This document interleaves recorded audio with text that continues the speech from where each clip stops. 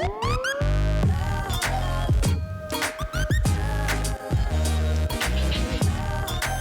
back with a monthly review, recap, and scrappy chat for you.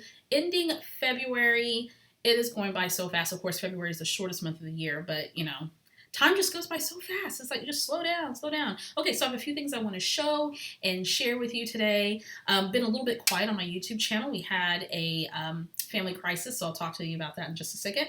But I thought I would share a couple of things with you that I'm liking and loving and all that in the month of February. Okay, so first things first, I thought that in addition to sharing stuff with you, that I would incorporate something that's sort of been on my mind for, I don't know, maybe 2 or 3 months now, and that's sharing scrappy wisdom. So my observances or my opinions on things that we talk about in the scrapbooking and creative industry, and seeing what you all think about that, and feel free to post in the comment section below any thoughts that you have on that. And the scrappy wisdom is just basically things that I've learned over the years and things that I still am learning and continue to ponder about memory keeping and how it relates to my life and why it's so meaningful, and some of the things that we deal with in the scrapbooking community or just the creative community at large.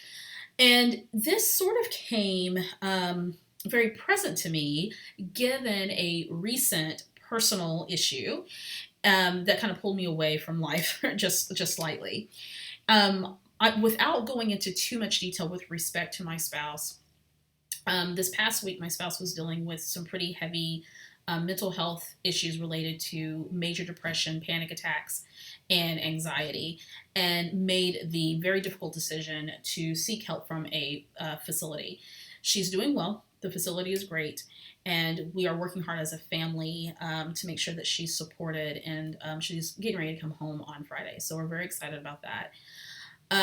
However, in the midst of all of that, as you can imagine, if you are someone who is a loved one to a person who is suffering from depression or suicidal ideations or panic attacks, or you yourself have that personal walk with that struggle, then you can obviously appreciate somebody's yelling outside. You can obviously appreciate how debilitating depression can be, and it impacts everybody, not only the person who's experiencing the depression, but the people who are supporting that individual in some way. And so that has been our journey this week, and this is something that my spouse has struggled with for several years, so this is not new, and being in a facility is not new for her. It's not a new experience, but she didn't imagine ever having to be back in this place, so in her life. And so in the midst of going through all the emotional stuff, there are moments of breaking down and really trying to figure out how I can support her, and really feeling helpless because the only person who can help that individual is the individual who's going through the depression, and having to really learn as a spouse how to be supportive and that type of thing. But in the midst of all of that and feeling all the feels and having my own emotional breakdown while still trying to be strong for my family, one of the things that kept me sane was knowing that I can retreat to my refuge. And my refuge is scrapbooking, being creative, doing art in my art journal, working on a canvas, anything that requires me to move my hands and use a different part of my brain helps me get through hard times. And it became so important to me to retreat to that which fills me up, and creative things fill me up. And part of the scrappy wisdom that I want to offer to you all, is sometimes it's okay to sit still and to participate in things that make us happy. And for a lot of us in this crafting community, in the scrapbooking community, scrapbooking is what makes us happy. It's one of the things that makes us happy, that brings us joy. And it's okay to retreat to that thing that makes you happy, whether it's scrapbooking, knitting, crocheting, coloring in your coloring book, watching YouTube videos, whatever it is that helps you cope with life, you retreat to that as a way of self-survival, right? Of comforting yourself.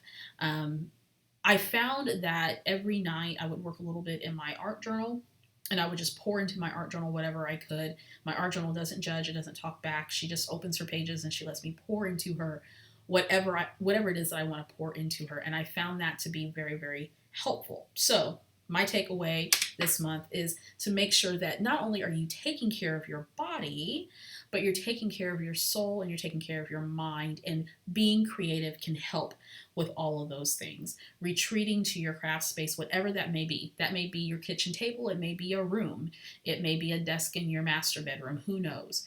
And pulling out those things that you like and really engaging your brain and your mind and your soul into something that's creative. And you know what? The outcome may be horrible. I know I look at my art journal and there's some entries in there this past week that just aren't, they aren't great, but they're representative of how I was feeling that day.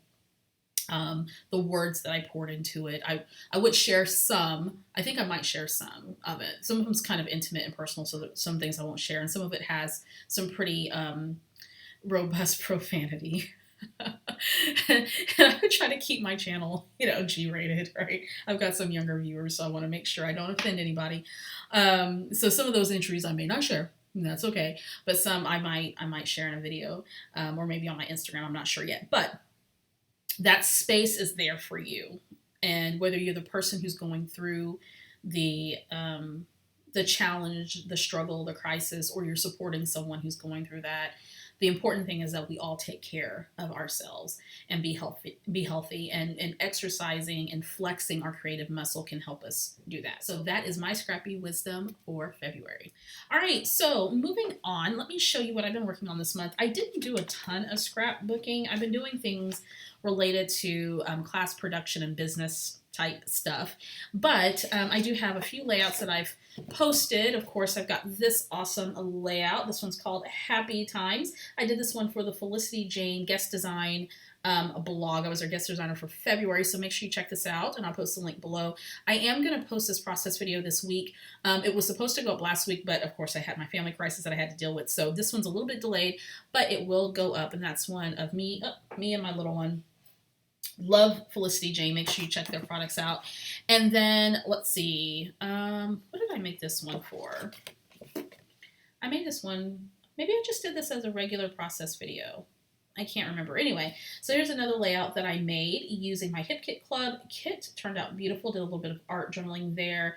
Created some watercolor effect. This is a photo of my father-in-law, my daughter, at her 7th birthday party. We did a superhero theme, and my father-in-law made a mask and got right along in with the party. And speaking of the 7-year-old, come here, Punky. Hello. Say hello, YouTubers. Hi, YouTubers.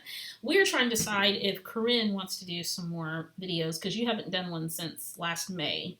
And I need my Rapunzel bear since last May. You said, remember what you said? You said pack up the half of my toys, but till this Christmas. Okay. And I don't know. She haven't given it. You have a Rapunzel bear. But I don't know where she is. You don't know where she is? Okay, she's probably somewhere in the closet. Anyway, so Corinne we might do a couple of videos with Corinne because she likes crafting and she likes making things. And so we thought, well, maybe we'll do a couple of videos. What do you think? Yeah, you think? If you guys like to see Corinne, or if your kids watch a channel and they like to see some contributions from my little intern, go ahead and post below. I think some people would like seeing that, don't you think? You're pretty crafty. Yeah? Cool. All right. So I'll probably allow her to, we can film some videos of her doing crafty things or something like that. She's been wanting to do it for so long, and I thought, well, maybe we'll just do a segment with Corinne. So why not? She definitely has a personality. Don't know where she gets that from.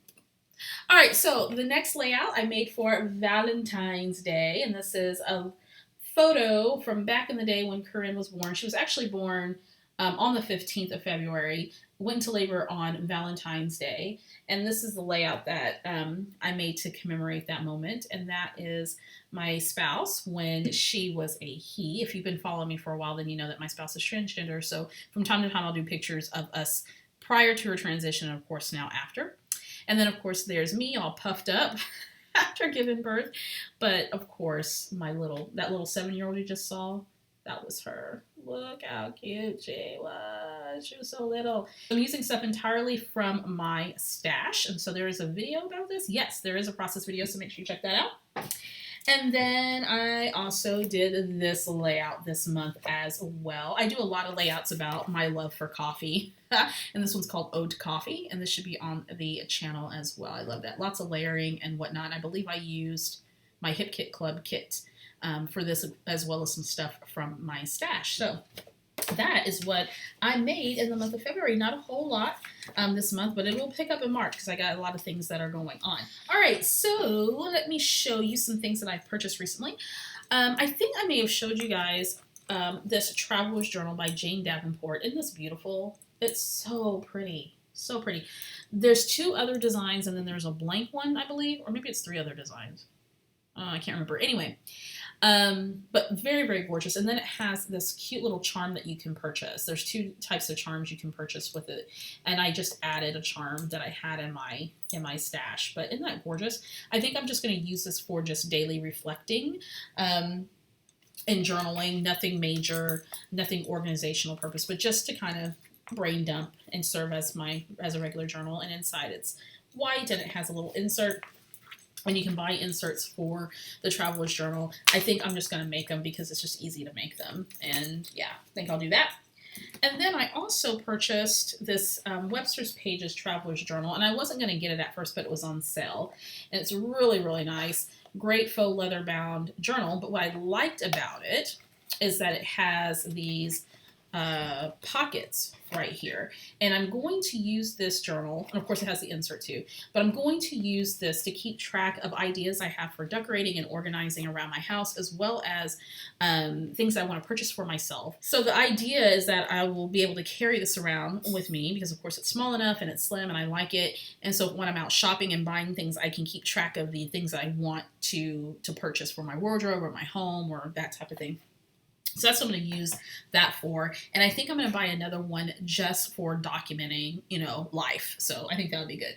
Okay, so next up, I believe I showed you guys this in the last video, but I just want to reiterate how awesome I love this book. It's called Craft a Life You Love by Amy Tangerine. If you haven't checked this out, go on Amazon.com. She self-published this book. Show her some love. This is an interactive book, and she talks a lot about how important it is to be creative and how important it is to infuse creativity in your life. And there's 25 practices for doing that. They're fun and they're intentional, and I actually absolutely love it. I've been working through this book kind of slowly, and then this week I told myself that I was going to work through it daily. So Amy Tangerine, awesome book. Make sure that you check that out. This is something that I am loving. Okay, so the next thing I want to show you is the Stamp a Perfect. And this is a stamp positioning tool by Hampton Art. Now, I know a lot of you have probably heard of or purchased the Misty stamp positioning tool, and it's really cool and very popular, but it's also a little bit pricey, and I've been wanting to try one of these, so I figured I would try this one to see how I like it. I've seen some reviews on it, and people seem to like it, so I thought I would. And I might do a video on this in terms of my impressions of this stamp positioning tool. But I bought it because I'm getting back into making cards, and I don't know if I'm going to offer videos about cards as a part of my YouTube content, but I may. I don't know yet. I'm leaning strongly towards that. I'm not a huge card maker, but I do like to make cards. And so I bought that for this purpose, as well as being able to stamp on other things like scrapbooking pages and stuff like that. Tim Holtz came out with a stamp positioning tool that was featured at CHA this year. They call it Creativation, I think is what it's called this year. They changed the name. And I think that one is a reasonably priced positioning tool, but this was, right in the store. And so I thought, let me go ahead and try this out and see if I like it. So I will let you know what I think about this, and maybe I'll do a video on it. And then lastly, Corinne and I went to a place called Cloth and Glaze, and I posted this on my Instagram. Cloth and Glaze is one of those places where you can go and paint, what's it called? Clay pieces. Lord, think of the word.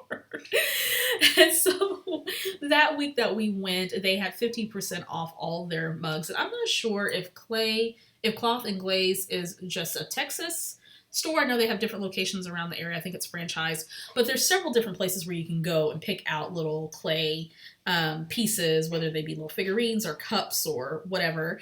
And I picked out this mug and I painted it, because I want to give it sort of a mixed media, sort of art journal-y type of feel to it. And then got the text yesterday that it was all glazed up and ready to go. And Corinne made a little piggy, which was fun. I posted some pictures of us having fun that day on my Instagram account. But anyway, super stoked about this. This is food safe. I painted the inside red. I almost didn't do this, but I'm glad that I did paint the inside because that looks super, super good. So anyway, this is food safe. So I will be drinking coffee out of this bad boy because it's so nice. I love it. Ooh, ooh, love it. And then, of course, I had to sign the bottom of it. So there we go. Cloth and Glaze. If you have one in your area, make sure that you check it out. All right. So that is it for the February Scrappy Chat. Oh, a preview of what's to come in March. I am working on and continuing to work on and almost finished with Victoria Marie merchandise. So look out for that and I'll announce it. I'm also going to be hosting a month-long spring clean scrapbook challenge. There's going to be all kinds of fun things happening in March. So to learn more about that, make sure you stop by the Victoria Marie Facebook group. The link is posted below and check it out. And I'll also be posting some stuff here on the YouTube channel. More content to come as always. The room tour should be filmed and posted, or should be edited and posted hopefully by the end of this week, if not next week.